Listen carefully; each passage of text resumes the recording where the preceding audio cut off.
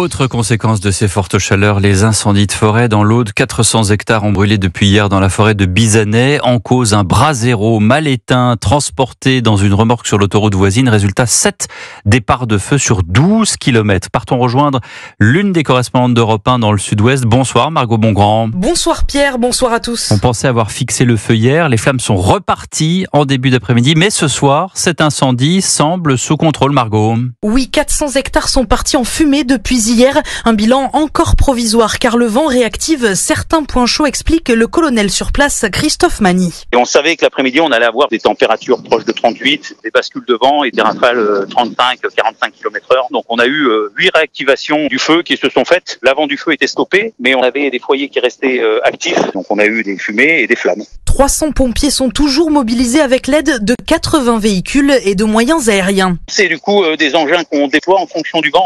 On a engagé des canadaires pour traiter des lisières qui étaient inaccessibles, soutenus par un dash qui est au-dessus à la verticale, savoir si lui a une nécessité ou pas de larguer. L'objectif, c'est de maîtriser ce feu pour qu'ensuite il soit circonscrit et qu'il puisse être passé éteint. Donc on sait que c'est une affaire de plusieurs jours. Un incendie de cette ampleur en juin, c'est précoce, selon le pompier. On a un niveau de risque qui a 3 semaines à 1 mois d'avance. Donc voilà, une saison 2025 qui s'annonce intense. C'est l'incendie le plus sérieux depuis le début de l'année sur le territoire national. L'Aude qui est toujours en vigilance orange, canicule demain.